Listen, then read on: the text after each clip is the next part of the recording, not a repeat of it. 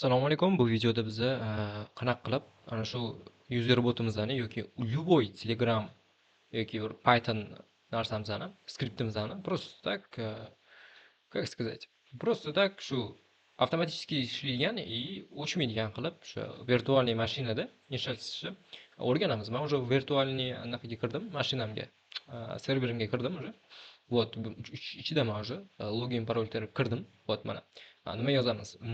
NoHub Python 3 deylik. Misol menda deylik Python naqa skript deylik. Python 3 userbot py ketdi.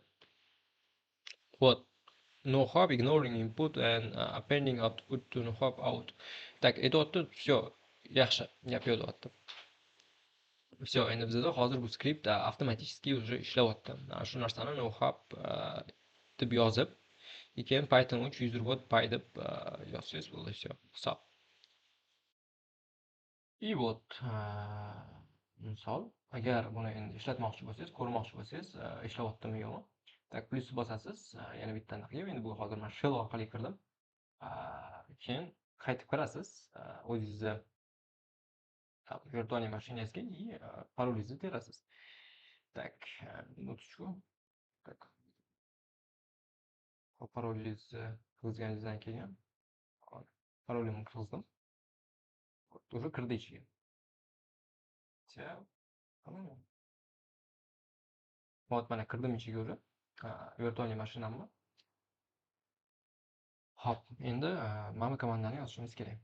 Misol uchun this out вот grip kursini pay. Hozir men eski anaqamni nima bo'ladi? Eski skriptimni уже ko'ryapman. Hozir bizda userbot, to'g'ri? Userbot py. И ko'ramiz userbot py ishlayaptimi yo'qmi. Da, вот mana. Bizda ikkita anaqa chiqadi. Bu mana ikkita ID. Bu narsa nima? Bu sizni o'sha protsessingizni ID'si, ya'ni как бы ishchingizni ID'si desa ham bo'ladi.